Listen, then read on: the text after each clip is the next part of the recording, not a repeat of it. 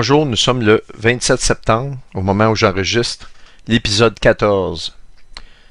Je vais faire des remerciements avant de débuter, parce que n'eût été de l'aide, des découvertes de ces personnes-là, dont ce monsieur-là ici, que j'ignore le nom, dont son ministère semble s'appeler Worship and Watch. Donc, ça c'est la vidéo originale de la découverte des documents de 1923 de la Ligue des Nations pour le mandat de la Palestine. Sans cet homme-là, l'information, on ne l'aurait pas eu. Moi, personnellement, j'avais même cherché en me disant que ça avait rapport à l'accord de Belfort. Depuis des années, j'ai jamais rien trouvé. J'ai trouvé des choses, mais c'était pas concluant. J'ai jamais été capable de rien produire, à part, comme bizarrement, au moment où le chapitre 12 de l'Apocalypse, où ce qui semble être un alignement s'apparentant grandement au chapitre 12 de l'Apocalypse, se déroule sous nos yeux. Alors, je remercie cet homme-là, et ça, c'est la vidéo originale. Si vous comprenez l'anglais, c'est elle que vous devez écouter, et non pas celle qui a été reprise, que je ne vous mettrai pas le lien, parce que, malheureusement, elle vient créer de la confusion, et elle brise l'importance, le maximum de l'importance du message. Et donc, ce remerciement-là a été fait. Et d'ailleurs, je fais une petite parenthèse pour vous dire, dans mon épisode d'hier, partie 13, j'ai rajouté, il y a peut-être 15 minutes de cela, nous sommes actuellement 1h54 heure du Québec, j'ai rajouté les liens que je vous avais promis, les textes de Flavius Joseph du livre 17 qui nous parle des éclipses lunaires au temps du roi Hérode et de la sédition. Vous avez ça ici. Vous avez la vidéo de cet homme-là que je viens de vous montrer. Vous allez avoir les documents officiels de la Ligue des Nations concernant le mandat de la Palestine, et je vous ai trouvé le document original en français et en anglais. Vous l'avez même en français. Regardez-le. Vous pouvez le méditer, vous pouvez l'analyser. Moi, je l'ai lu de A à Z et c'est conforme réellement au texte que c'est pas à partir de la création d'Israël, mais à partir du moment où les Juifs rentrent dans la terre promise. Est absolument extraordinaire. C'est un trésor qu'on a, et je tiens à remercier cet homme-là. Il y en a un autre que je vais remercier après, parce que je rentre dans un sujet qui est titanesque à attaquer. Très, très difficile. C'est probablement la partie des Écritures la plus difficile à décrypter, et je pense que j'en ai trouvé la clé. Je vais vous faire la présentation et c'est vous qui jugerez. Vous allez me dire c'est quoi l'importance avec les temps qu'on vit. Eh bien, encore une fois, ça a toute son importance à confirmer que nous arrivons effectivement au moment où la Bible nous dit que les tribulations doivent débuter. Alors, pour compléter, et je cite et je précise, je ne cite pas mais je précise, pour compléter la dernière semaine, la semaine des troupes de Jacob, la dernière semaine qui a été donnée sur le peuple de Daniel, le peuple juif, qui correspond à la semaine de tribulation. OK? Je vous mets aussi le lien, je vous ai mis le lien pour la NASA, les éclipses lunaires d'intérêt historique. Alors, voilà. L'autre personne que je veux remercier personnellement, j'y parle pas souvent, je pense qu'on s'est échangé peut-être rapidement un simple truc. Alors, je veux parler de Claude Inierski. Ce type-là a travaillé d'arrache-pied en 2014-2013. En fait, il a produit un livre dans ces années-là qui était l'enlèvement de l'Église pour septembre 2015. Et vous allez me dire, oui, mais il ne s'est rien passé, etc. Effectivement, il ne s'est rien passé. En fait, on croit qu'il ne s'est rien passé, mais c'était une année extrêmement prophétique qui rentre dans les cycles de Shemitah. 2015 est une année de Shemitah et c'est très très prophétique. Mais toujours est-il que moi j'avais lu, et pas juste lu, j'ai analysé son livre, je l'ai étudié, puis c'est fascinant ce qu'il y a là-dedans, incroyable. Et c'est grâce à son travail, cet homme-là, que j'ai pu avancer dans le chapitre 9 de Daniel, les versets 23, 24, 25 jusqu'à 27. sans sa lumière, sans son intelligence, l'effort qu'il a fait, et c'est un effort colossal, eh bien, je vais vous dire, je ne pourrais pas vous présenter ce que je vais vous présenter là. Donc, je viens de remercier cet inconnu-là, qui est un frère. Et ici, on voit au début de sa vidéo, je mets un petit peu avant, regardez comment il est heureux, cet homme-là. Incroyable. Et là, il se met à prier, et il dit, Seigneur, donne-moi la force de présenter ça, un trésor. Mais ici, à la défense de Claude, il s'est attaqué à ce que j'appelle un des versets les plus difficiles à briser, parce que il doit en être ainsi, parce que si c'était pas le cas, ça serait pas un verset très important. En fait, tous les versets sont importants, mais ce que je veux dire, il est la clé à connaître les temps des entrées dans la tribulation. Et il est très très curieux, ce verset-là. Je l'ai mis en pièces, mot par mot. Ça va être le sujet de ma présentation maintenant. Alors, Claude, merci pour ton travail. Merci pour ces efforts-là que tu as fait dans ces années-là. Tu as eu sûrement des douleurs, des tristesses, parce que je sais que tu ne veux pas proclamer des dates, mais on est pareil, parce que lorsqu'on est chaud, on aime le Seigneur, on a hâte qu'il revienne. Évidemment, c'est lui qui décide le temps de son retour, mais il est bon de regarder, d'analyser. J'essaie de me retenir de ne pas vous donner de date. Je vous montre des événements qui tombent sur des dates, je vous donne mon idée. Et évidemment, je ne suis qu'un être humain. Et à partir de là, on va voir les choses, comment elles vont se dérouler. Mais toujours est-il que je partage son enthousiasme, pardon. Et je partage le fait que ce sont des trésors qu'il faut étudier et regarder, et que je suis un peu obstiné à vouloir les défricher. Encore une fois, merci Claude pour ce travail-là que tu as fait, et je vais me lancer dans ce que je vais vous présenter maintenant. Vous allez comprendre, lorsque je vais commencer à vous expliquer Daniel 9, chapitre 9, et les versets 23-24 en montant, l'importance du moment et du pourquoi, ça va vous expliquer le pourquoi que j'ai remercié Claude. Comme je vous dis, je ne vais pas vous dire tout le temps, voici, c'est à cause de lui, c'est grâce à lui, mais sachez-le, j'insiste là-dessus. Alors, on nous dit que Daniel, je vis par les livres qu'il devait s'écouler 70 ans pour les ruines de Jérusalem, d'après le nombre des années dont l'Éternel avait parlé à Jérémie, le prophète. Alors ça fait partie moi je dirais ça, des conférences que nous avons données sur la grande dispersion juive et les temps qui étaient donnés sur le peuple de Daniel, et dans laquelle Dieu promettait que Israël devienne une nation en un jour, à un certain moment, et lorsqu'on additionnait le nombre de journées données sur le peuple juif, eh bien, on arrivait en 1948, exactement. Mais bref, ce qui est important de retenir, c'est qu'il y a eu 70 ans qui a été donné. Puis là, on va aller un peu plus loin. C'est important. On va commencer au verset 24. Comme vous pouvez voir, j'ai mis de couleurs différentes des passages très clés qu'on va étudier ensemble. Alors, Seigneur, donne-moi la force, l'intelligence de présenter ça de la meilleure façon possible, parce que c'est extrêmement intéressant. C'est un joyau que nous avons entre les mains maintenant. Amen. Alors, je commence. Verset 24. 70 semaines ont été fixées sur ton peuple et sur ta ville sainte. Il parle à Daniel. Alors, il nous confirme 70 semaines sur le peuple juif, la ville sainte qui est Jérusalem, pour faire cesser les transgressions et mettre fin au péché, pour expier l'iniquité et amener la justice éternelle. OK?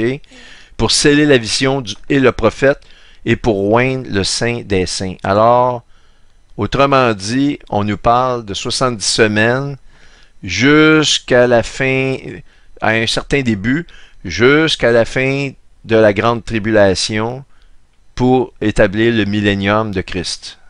Alors, c'est ce que ça veut dire ici. Alors, on va aller plus en détail. Il lui dit, sache-le donc et comprends. Depuis le moment où la parole a annoncé que Jérusalem sera rebâtie jusqu'à loin, loin c'est Jésus qui arrive dans le monde par sa naissance, au conducteur, ça confirme celui qui va conduire le peuple juif, c'est le chef des Juifs. Donc, encore une fois, on nous confirme Jésus. Il y a 7 semaines et 62 semaines. On nous le mentionne en 2 étapes. Vous êtes d'accord qu'on aurait pu dire 62 plus 7, ça fait 69. On aurait pu dire il y a 69 semaines. Mais non, on prend le soin de nous le mettre en 2 parties. Les places, je l'ai mis ici, places, et fossés seront rétablis, mais en des temps fâcheux. Là, ouvrez votre esprit, soyez concentrés. Je souhaite de tout cœur que vous receviez ce que j'ai à vous présenter là, parce que j'en ai réellement des frissons. Je suis en train de savourer ce que je suis en train de vous montrer là. Alors, on a des terminologies assez, je dirais pas bizarres, mais c'est étrange. On va dire étrange. Depuis le moment où la parole a été annoncée que Jérusalem sera rebâtie jusqu'à loin, donc jusqu'à Jésus, il y a donc une partie de 7 semaines et une autre tranche de 62 semaines. Les places, c'est un mot un peu étrange, et les fossés, ça c'est encore plus étrange, le mot fossé, vous serez d'accord, seront rétablis, mais en des temps fâcheux. Donc je me suis dit, place, c'est un peu bizarre, fossé, c'est un peu bizarre, et vous me connaissez, évidemment, on va aller dans la concordance. Mais avant de se faire, je me suis dit, je vais aller lire la King James, que je reconnais comme étant la Bible de prédilection après les écrits d'origine. C'est selon moi la meilleure traduction que vous pouvez lire. Si vous comprenez bien l'anglais, je vous recommande la King James.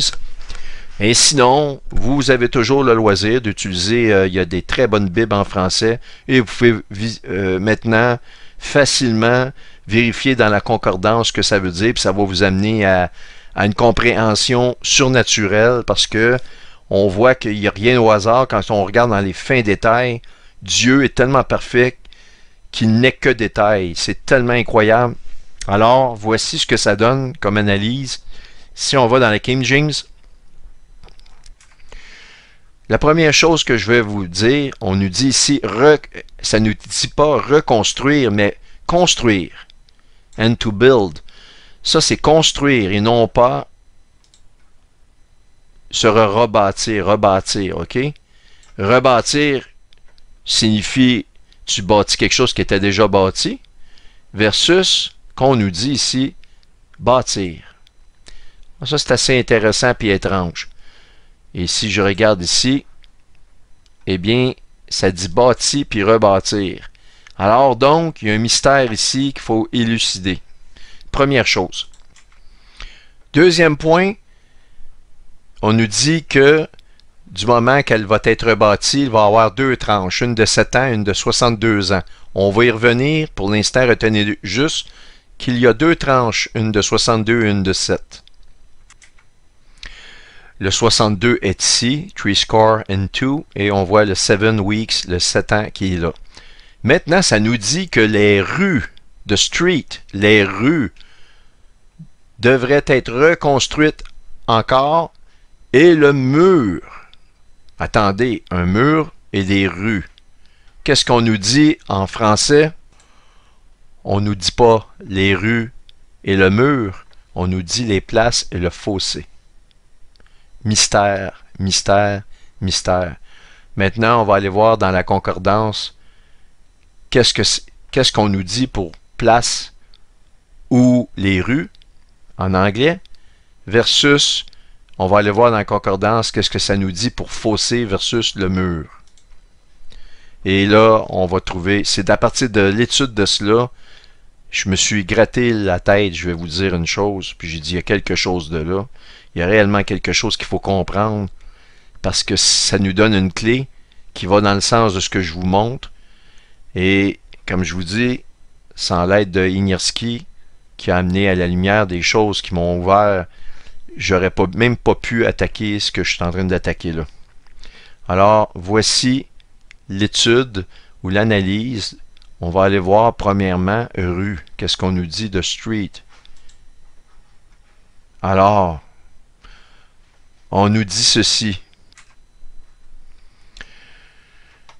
Un lieu ou une place est large et ouverte. Eh bien, pour moi, ça correspond aux vestiges de ce que fut le temple, qui est détruit maintenant, et le deuxième temple, et les vestiges du deuxième temple, et des murs, les murs de lamentation, les murs de Jérusalem. Alors, pour moi, c'est ce que je vois ici. Parce que parler des rues comme des rues, vous savez, en génie civil, vous faites des rues en asphalte ou en pierre, ça ne ferait pas de sens, ça n'aurait pas de sens au terme prophétique. Alors, on sait que Jérusalem, la pierre angulaire, c'est Jérusalem dans Israël, mais à l'intérieur de Jérusalem, qu'est-ce qu'il y a? Le joyau de Jérusalem, c'est les vestiges du temple et réellement les sites archéologiques entourant le mur. OK, vous me suivez? On continue. Et le mur, qu'est-ce que le mur? Ça nous dit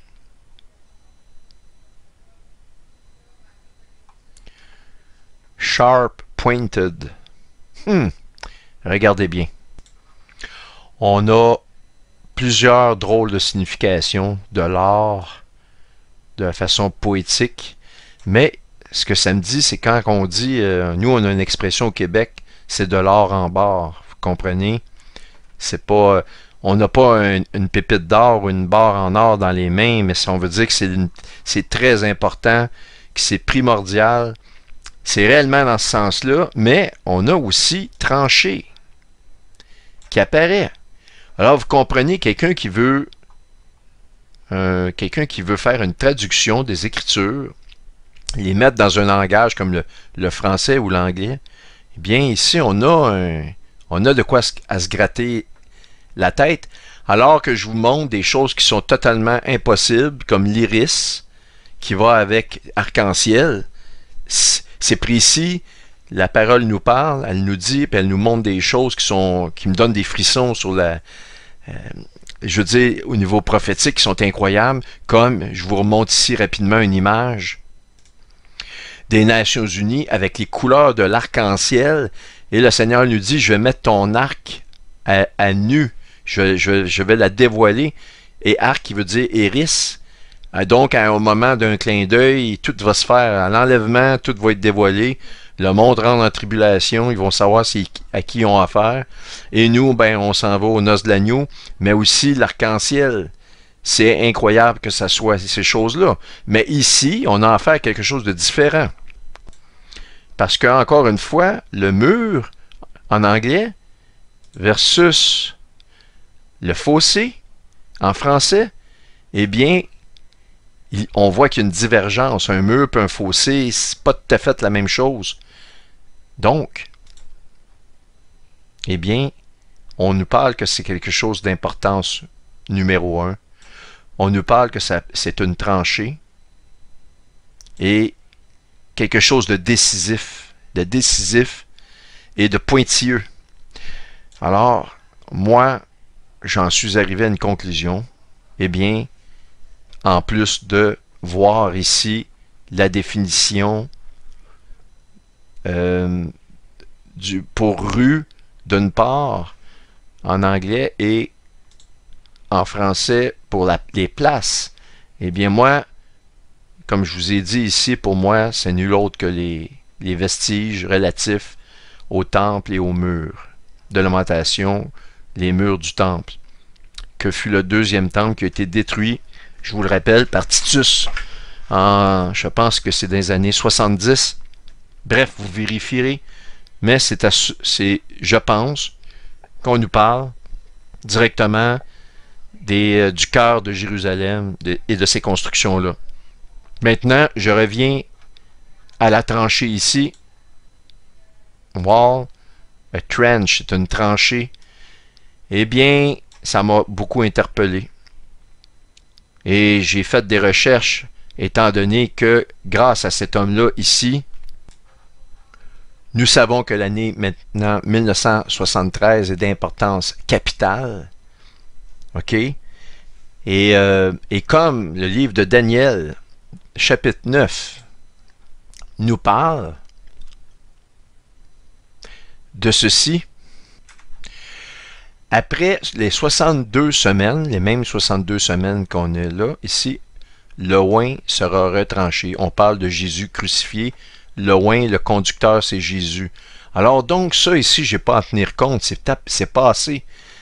Je dois donc tenir compte qu'il y a encore 7 semaines à faire. Et c'est là, merci Claude, d'avoir mis ça à la lumière, vraiment dans mon esprit. 7 semaines, c'est 49 ans.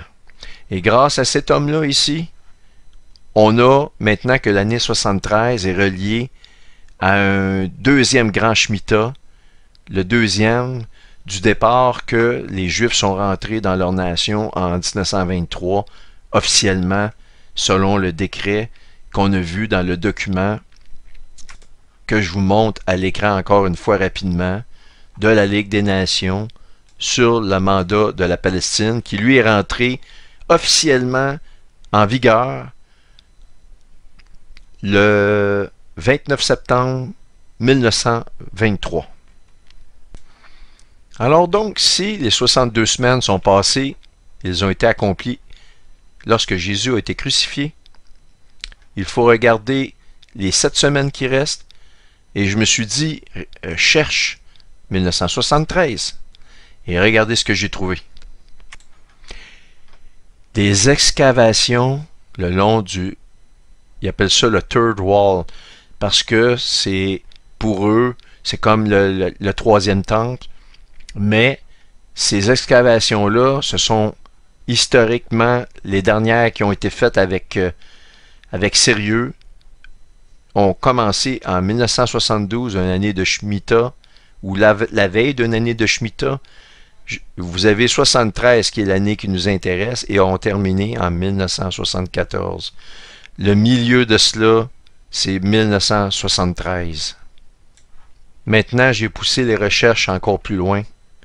Les fouilles, en rentrant l'historique des fouilles ou des excavations du mur de Jérusalem, des murs de Jérusalem. Et j'ai trouvé ce document-là ici, l'ancienne Jérusalem de la cité de David. C'est réellement archéologique. Eh bien, l'information la plus proche que j'ai, c'est dans les années 1960, l'archéologue britannique Kathleen Kenyon a découvert une section du mur dans la partie nord. Et pour ça aussi qu'ils appellent ça le troisième mur, parce qu'il y en avait des parties visibles, mais il y avait une partie qui était, selon toute vraisemblance, ensevelie. Elle l'a découvert. Une section du mur dans la partie nord du versant et l'a daté de l'époque du royaume de Juda. Wow!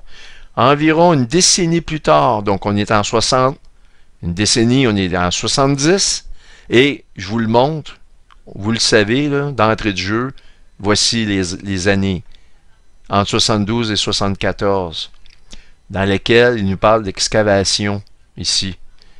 Alors, on continue, vous allez voir, suivez-moi. Alors, on nous parle réellement, une décennie plus tard, l'archéologue Yigal Shiloh a découvert une longue section du mur lors des fouilles effectuées dans la partie sud du versant. Au fil des années, des affirmations ont été faites selon lesquelles, écoutez bien là, malgré la nature impressionnante des vestiges, ces vestiges de structures en pierre ne devraient pas être considérés comme des vestiges de murs. Cependant, avec la découverte de cette nouvelle section liée à ces découvertes passées, il semble que le débat soit réglé et qu'il s'agisse sans équivoque du mur oriental de de l'ancienne Jérusalem. C'est le dernier moment où ils ont trouvé tout ce qu'ils devaient trouver au niveau du mur. Là maintenant, on nous dit des fossés, comme une tranchée. Ça, en anglais, on nous parle du mur. Eh bien, on a la clé, parce que lorsqu'on analyse la structure du mot pour wall ici, d'une part en anglais, qui correspond à trancher en français, eh bien, il y a un mystère, et le mystère nous dit que c'est quelque chose de primordial, comme de l'or en barre. Ça nous dit que c'est décisif, et ça nous dit, on parle d'une tranchée. Alors, nous avons ici une confirmation de tranchées faites le long du mur. Ils ont découvert les derniers vestiges du mur, dans lesquels l'année milieu est 1973. Alors, je vous reviens ici. Donc, ce que je suis en train de vous dire, c'est depuis le moment où la parole a été énoncée que Jérusalem sera rebâtie. Elle peut être rebâtie, mais en fait, en définitive, on nous parle de quelque chose de différent ici.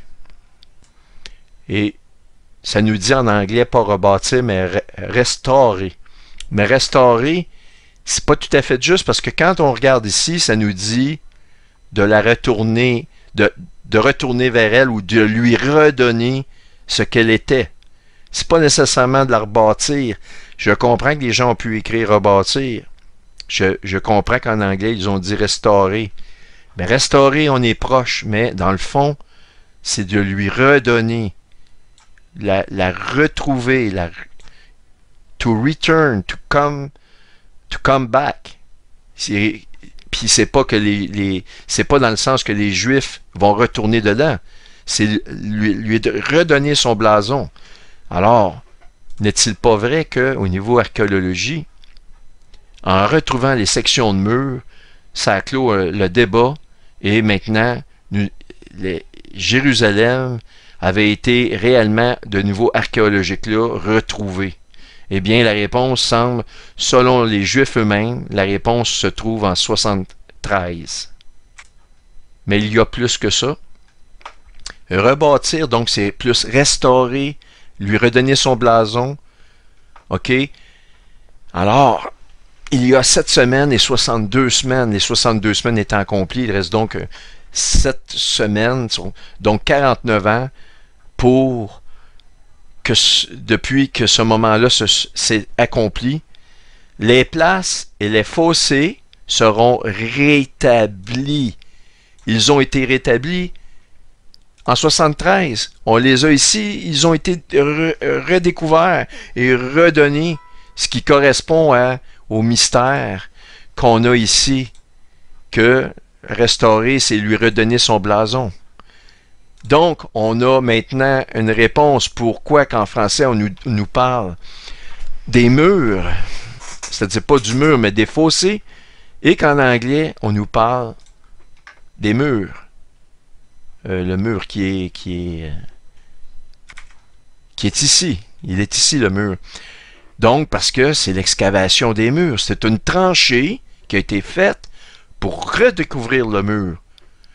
Puis quand on regarde, et lorsqu'on regarde réellement la définition de la Strong, eh bien, c'est mystérieux, mais le mystère est maintenant, je pense, selon moi, décrypté. Parce que là, comment voulez-vous dire en un mot, l'excavation du mur, ça se dit pas en un mot, puis en plus, l'excavation du mur de l'humanité, parce que c'est réellement Jérusalem, c'est l'horloge de l'humanité, puis ce mur-là, c'est encore plus l'horloge. On sait que Jérusalem est l'horloge, mais le Seigneur n'aurait pas confié à Daniel ce mystère-là si ce n'était pas quelque chose qui nous amène à la proximité de l'entrée des tribulations. Le Seigneur est précis. On vient de décrypter que les places, ce sont les anciens vestiges, ce sont le temple, les murs du temple reliés au temple. de l'ancienne Jérusalem, et ils doivent être établis, c'est-à-dire remontrés au monde. Ils ont été déterrés, ces vestiges-là. Je ne dis pas qu'ils ont tous trouvé la vaisselle, tout ça, mais on parle des fossés ici. On fait référence aux murs. D'où le mystère, on ne parlait pas nécessairement de rebâtir Jérusalem. Je vous ai montré que le mot rebâtir, c'est même pas ça. En anglais, ils disent restaurer. Alors, pour la première fois, la King James rejoint les Bibles en français. Lorsqu'on combine les deux, on a une explication qui va avec le mystère de la concordance. Alors qu'avant, j'étais bien capable de vous montrer, comme je vous ai montré, comme dans l'arc-en-ciel qu'on voit dans la sortie Noé dans la sortie de l'arche, puis le même arc-en-ciel qu'on voit dans l'Apocalypse 4, qui les deux signifient comme un arc-en-ciel comme on le connaît, mais aussi qui est relié au mot Iris. Il n'y a aucun rapport apparent entre Iris et Rainbow, mais dans la concordance, on voit tout ça arriver, et c'est absolument surnaturel qu'on voit que les Nations Unies montrent vraiment les couleurs de l'arc-en-ciel, et que le Seigneur nous dit à un moment, je vais mettre ton arc à nu, et que l'arc, le mot arc dans ce passage-là est le même que l'arc-en-ciel de la sortie de l'arche et celui du chapitre 4, comme je vous l'ai montré. Eh bien, c'est faramineux, mais dans le cas qui nous concerne maintenant, c'est différent parce que les mots sont énigmatiques. Rebâtir, c'est pas rebâtir. En anglais, c'est pas tout à fait ce que la Strong nous donne, et en français, la même chose. Mais lorsqu'on combine les deux, on nous dit, et là, la réponse est donnée, elle était sous nos yeux. Moi, je ne vois pas qu'est-ce que ça peut être d'autre. Les places, ce sont les vestiges. Les fossés doivent être rétablis. Donc, les murs, c'est qu'ils doivent faire de l'excavation pour vraiment faire ressortir tous les murs. Mais en plus, on nous dit, mais dans des temps fâcheux. Et donc, les fossés seront rétablis dans des temps fâcheux. Mais c'est en 1972 et 1974. Entre 1972 et 1974, je veux dire. Donc, l'année milieu, c'est 73. Est-ce que c'est en des temps fâcheux? Eh bien, la réponse est oui. Pourquoi? La guerre du Yom Kippour. Encore une fois, qui tombe en 73, au second départ de décompte de Grand Shemitah de 7 années de 7 plus 1. C'est incroyable. Mais je vais aller plus loin que ça. C'est que si on applique la dernière année des excavations qui est 74, et si on additionne 49, on arrive à quoi? Eh bien, je vous donne la réponse, mais vous le savez déjà, on arrive à 2023. 2023, si on applique exactement ce qu'on voit ici, c'est-à-dire, il y a 7 semaines, donc 49 ans, au moment où les places et les fossés seront rétablis, l'accomplissement, et en des temps fâcheux, en des temps qui correspondent à réellement la guerre, qui est la guerre du Yom Kippour.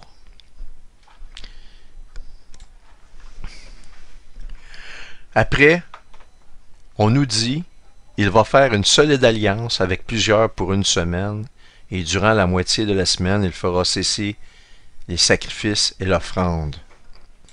On nous ajoute un détail intéressant.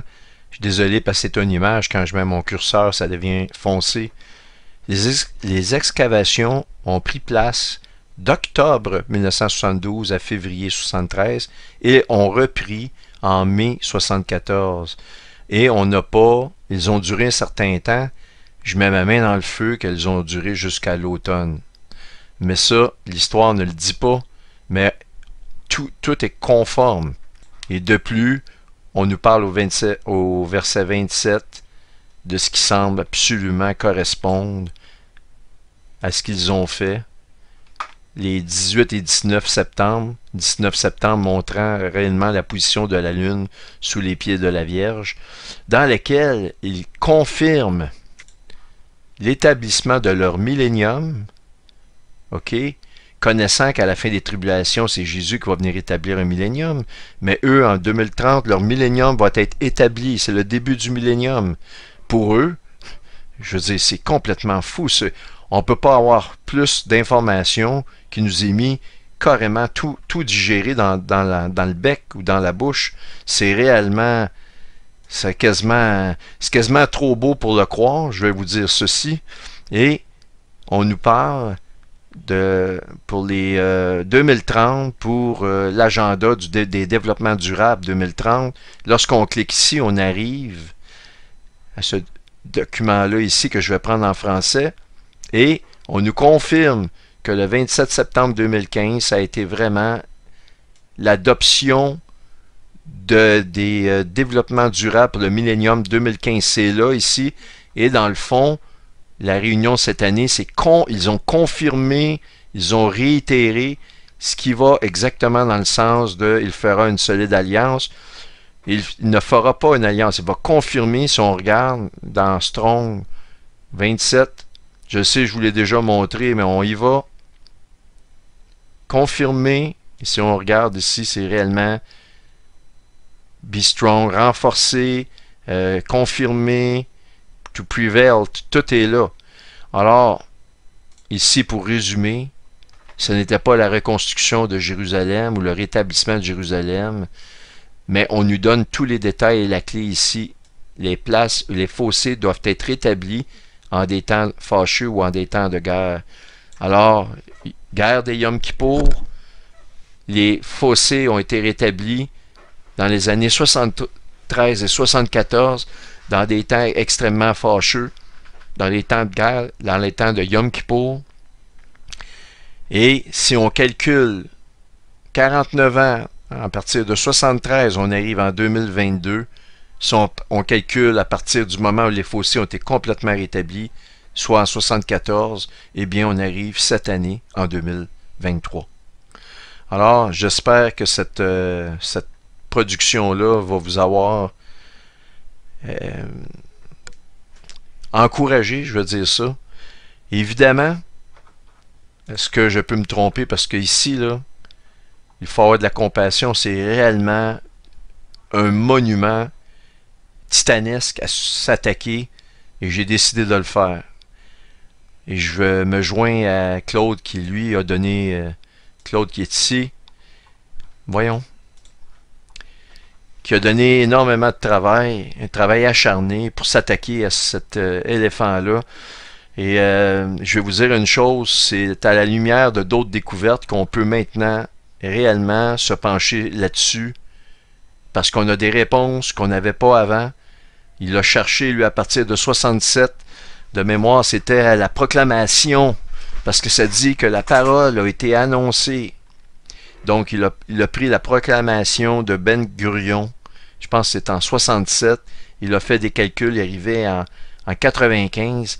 Mais, écoutez, c'est un travail extraordinaire. Moi, j'avais même pas vu dans le monde en anglais qu'on parle de cela, ou en tout cas très peu. Je pense que j'avais trouvé quelque chose, mais c'était pas aussi détaillé que ce que Claude nous avait sorti à l'époque.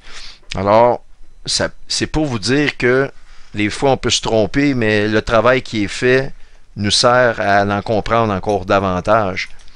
Alors, merci de votre écoute, merci de votre attention et de vos encouragements puis de vos prières. Et puis, soyez bénis.